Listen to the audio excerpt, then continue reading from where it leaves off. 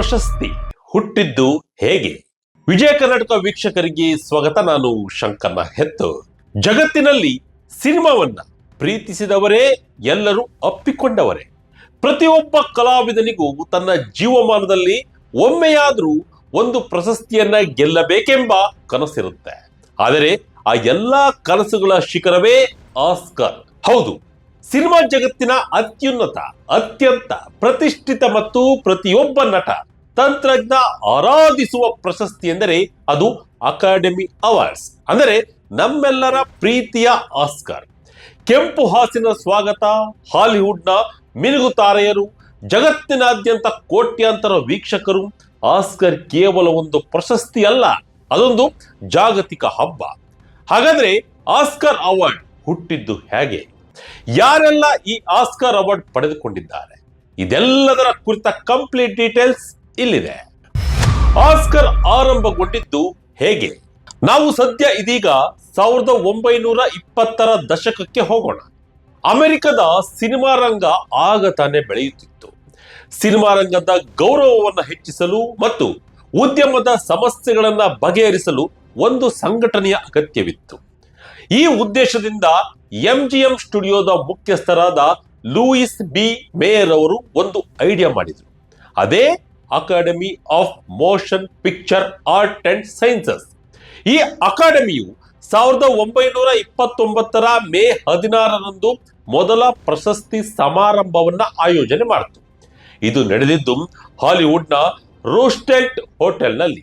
ಅಚ್ಚರಿಯ ವಿಷಯ ಗೊತ್ತೇ, ಅಂದು ಆ ಸಮಾರಂಭಕ್ಕೆ ಇದ್ದ ಪ್ರವೇಶ ದರ ಕೇವಲ $5 ಮತ್ತು ಇಡೀ ಕಾರ್ಯಕ್ರಮ ಕೇವಲ 15 ನಿಮಿಷಗಳಲ್ಲಿ ಮುಗಿದು ಹೋಗಿತ್ತು. ಅಂದು ಕೇವಲ 270 ಜನ ಈ ಸಮಾರಂಭದಲ್ಲಿ ಭಾಗವಹಿಸಿದ್ರು. ಆದರೆ ಇಂದು ಇದು ಕೋಟ್ಯಾಂತರ ಡಾಲರ್ ವಹಿವಾಟು ನಡೆಸುವ ಬೃಹತ್ ಕಾರ್ಯಕ್ರಮವಾಗಿ ಬೆಳೆದಿದೆ. ಅಂದರೆ ಜಗತ್ತಿಗೆ ಸಿನಿಮಾದ ಶಕ್ತಿ ಏನೆಂಬುದನ್ನ ತೋರಿಸಿಕೊಟ್ಟಿದೆ. ಪ್ರಶಸ್ತಿಗೆ ಆಸ್ಕರ್ ಹೆಸರು ಬಂದಿದ್ದು ಹೇಗೆ? ಈ ಅತ್ಯುನ್ನತ ಪ್ರಶಸ್ತಿಗೆ ಆಸ್ಕರ್ ಅವಾರ್ಡ್ ಹೆಸರು ಬಂದಿದ್ದು ಹೇಗೆ ಎಂಬುದನ್ನು ನೋಡೋದಾದ್ರೆ, ಅಧಿಕೃತವಾಗಿ ಈ ಪ್ರಶಸ್ತಿಯ ಹೆಸರು ಅಕಾಡೆಮಿ ಅವಾರ್ಡ್ಸ್ ಆಫ್ ಮೆರಿಟ್. ಆದರೆ ಜಗತ್ತು ಇದನ್ನ ಕರೆಯುವುದು ಆಸ್ಕರ್ ಎಂದು. ಈ ಹೆಸರು ಹೇಗೆ ಬಂತು ಎನ್ನುವುದರ ಬಗ್ಗೆ ಒಂದು ಕುತೂಹಲಕಾರಿ ಕಥೆ ಇದೆ. 1930ರ ದಶಕದಲ್ಲಿ ಅಕಾಡೆಮಿಯ ಗ್ರಂಥಪಾಲಕಿಯಾಗಿದ್ದ ಮಾರ್ಗರೆಟ್ ಹೆರಿಕ್ ರವರು ಒಮ್ಮೆ ಟ್ರೋಫಿಯನ್ನ ನೋಡಿದ್ರು.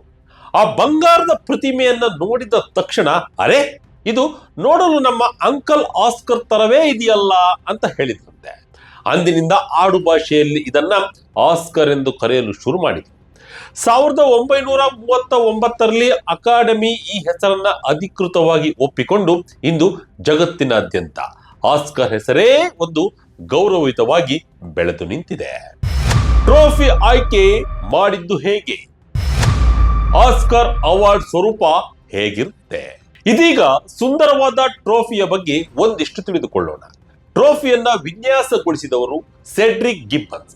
ಈ ಪ್ರತಿಮೆಯು ಒಬ್ಬ ಯೋಧ ತನ್ನ ಕೈಯಲ್ಲಿ ಕತ್ತಿಯನ್ನು ಹಿಡಿದು ಫಿಲ್ಮ್ ರೀಲ್ ಮೇಲೆ ನಿಂತಿರುವಂತೆ ವಿನ್ಯಾಸಗೊಳಿಸಲಾಗಿದೆ. ಆ ಫಿಲ್ಮ್ ರೀಲ್ ನಲ್ಲಿ 5 ಕಡ್ಡಿಗಳಿರ್ತವೆ.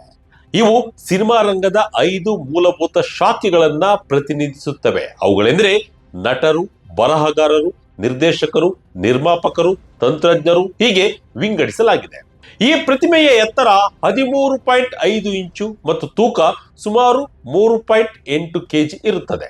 ಇದು ಪೂರ್ತಿ ಬಂಗಾರದಲ್ಲ, ಬದಲಾಗಿ ಕಂಚಿನ ಲೋಹಕ್ಕೆ 24 ಕ್ಯಾರೆಟ್ ಬಂಗಾರದ ಲೇಪನ ಮಾಡಲಾಗುತ್ತದೆ. 2ನೇ ಮಹಾಯುದ್ಧದ ಸಮಯದಲ್ಲಿ ಲೋಹದ ಕೊರತೆ ಇದ್ದಿದ್ದರಿಂದ 3 ವರ್ಷಗಳ ಕಾಲ ವಿಜೇತರಿಗೆ ಪ್ಲಾಸ್ಟರ್ನಿಂದ ಮಾಡಿದ ಆಸ್ಕರ್ ನೀಡಲಾಗಿತ್ತು ಎನ್ನುವುದು ಇತಿಹಾಸ. ಒಂದು ವಿಚಿತ್ರ ಸತ್ಯ ಕೂಡ ಹೌದು. ಆಸ್ಕರ್ ಆಯ್ಕೆ ಪ್ರಕ್ರಿಯೆ ಹೇಗಿರುತ್ತದೆ? ಅನೇಕರಿಗೆ ಒಂದು ಪ್ರಶ್ನೆ ಇರುತ್ತೆ. ಆಸ್ಕರ್ ಯಾರಿಗೆ ಕೊಡಬೇಕು ಎಂದು ಯಾರು ನಿರ್ಧರಿಸುತ್ತಾರೆ? ತೀರ್ಪುಗಾರರು ಇರುತ್ತಾರೆಯೇ ಅನ್ನೋ ಗೊಂದಲ ಇರುತ್ತೆ.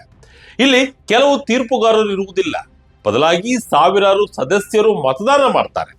ಅಕಾಡೆಮಿಯಲ್ಲಿ ಪ್ರಸ್ತುತ ಸುಮಾರು 10,000ಕ್ಕೂ ಹೆಚ್ಚು ಸದಸ್ಯರಿದ್ದಾರೆ.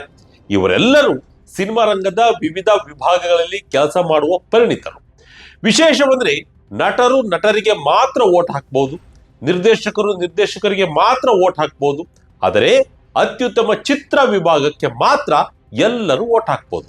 ಈ ಮತದಾನದ ಪ್ರಕ್ರಿಯೆಯನ್ನ PWHK ಅಂದ್ರೆ ಪ್ರೈಸ್ ವಾಟರ್ ಹೌಸ್ ಕೂಪರ್ಸ್ ಎನ್ನುವ ಸಂಸ್ಥೆ ಅತ್ಯಂತ ರಹಸ್ಯವಾಗಿ ನಿರ್ವಹಿಸುತ್ತದೆ. ಪ್ರಶಸ್ತಿ ಘೋಷಣೆಯಾಗುವವರೆಗೂ ಫಲಿತಾಂಶ ಯಾರಿಗೂ ತಿಳಿಯುವುದಿಲ್ಲ. ಆಸ್ಕರ್ ಪ್ರಶಸ್ತಿಯ ವಿಭಾಗ, ಭಾರತದ ಸಾಧನೆ ಏನು? ಆಸ್ಕರ್ನಲ್ಲಿ ಸುಮಾರು 24 ವಿಭಾಗಗಳಲ್ಲಿ ಪ್ರಶಸ್ತಿ ನೀಡಲಾಗುತ್ತದೆ. ಅದರಲ್ಲಿ ಪ್ರಮುಖವಾದವು ಬಿಗ್ 5 ಎಂದು ಕರೆಯಲ್ಪಡುತ್ತವೆ. ಅತ್ಯುತ್ತಮ ಚಿತ್ರ, ಅತ್ಯುತ್ತಮ ನಿರ್ದೇಶಕ, ಅತ್ಯುತ್ತಮ ನಟ, ಅತ್ಯುತ್ತಮ ನಟಿ, ಅತ್ಯುತ್ತಮ ಚಿತ್ರಕಥೆ ಎಂದು ವಿಭಾಗಿಸಲಾಗುತ್ತದೆ. ಇನ್ನು ಭಾರತದ ವಿಷಯಕ್ಕೆ ಬಂದರೆ ನಮ್ಮ ದೇಶದ ಪ್ರತಿಭೆಗಳು ಕೂಡ ಈ ವೇದಿಕೆಯಲ್ಲಿ ಮಿಂಚಿದ್ದಾರೆ. 1983ರಲ್ಲಿ ಭಾನು ಅತಾಯ ಅವರು ಗಾಂಧಿ ಚಿತ್ರದ ವಸ್ತ್ರ ವಿನ್ಯಾಸಕ್ಕೆ ಮೊದಲ ಆಸ್ಕರ್ ಗೆದ್ದರು. ನಂತರ ಸತ್ಯಜಿತ್ ರೇ, AR ರೆಹಮಾನ್, ಗುಲ್ಜಾರ್, ರೆಸುಲ್ ಪುಕಟ್ಟಿರವರು ಈ ಗೌರವಕ್ಕೆ ಪಾತ್ರರಾದರು.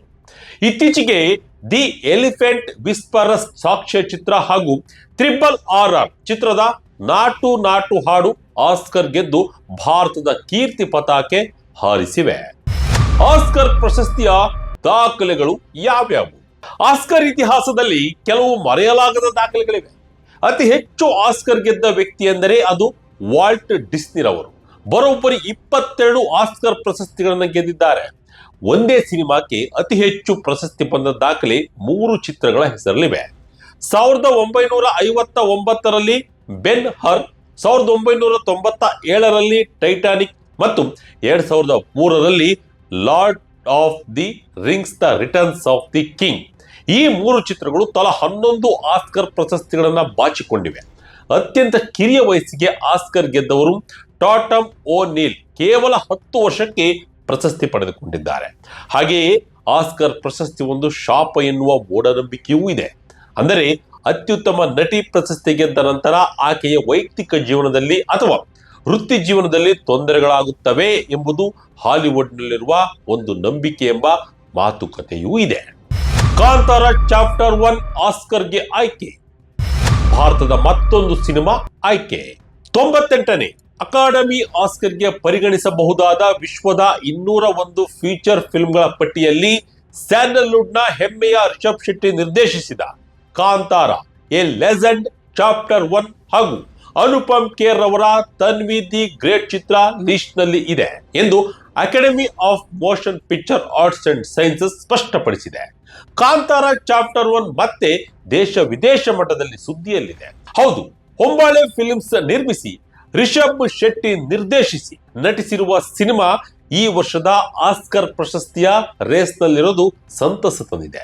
ಇದು ಹೊಸ ವರ್ಷಕ್ಕೆ ಭಾರತೀಯ ಸಿನಿಮಾ ರಂಗ ಹಾಗೂ ಕನ್ನಡ ಸಿನಿಮಾ ರಂಗಕ್ಕೆ ಸಿಕ್ಕ ಶುಭ ಸುದ್ದಿಯಾಗಿದೆ. ಇದೀಗ ಪ್ರಕಟವಾಗಿರುವ 201 ಚಿತ್ರಗಳ ಪಟ್ಟಿಯಲ್ಲಿ ಅಂತಿಮ ನಾಮನಿರ್ದೇಶನಗಳನ್ನ ಜನವರಿ 22ರಂದು ಅಧಿಕೃತವಾಗಿ ಘೋಷಿಸಲಾಗುತ್ತದೆ. ಈ ಮೂಲಕ ಭಾರತೀಯ ಸಿನಿ ಪ್ರಿಯರಲ್ಲಿ ಆಸ್ಕರ್ ನಿರೀಕ್ಷೆ ಮತ್ತಷ್ಟು ಹೆಚ್ಚಾಗಲಿದೆ.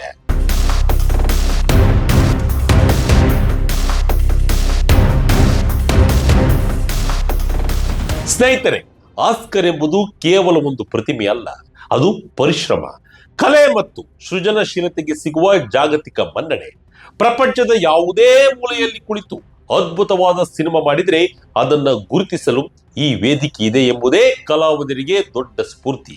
ನಮ್ಮ ಕನ್ನಡ ಸಿನಿಮಾಗಳಿಗೂ ಈ ರೀತಿಯ ಅವಕಾಶಗಳು ಸಿಕ್ಕಿರೋದು ಸಿನಿಮಾ ನಿರ್ಮಾಣ ಮಾಡುವವರಿಗೆ ಮತ್ತಷ್ಟು ಶಕ್ತಿ ಸಿಗುವುದಂತೂ ಸತ್ಯ.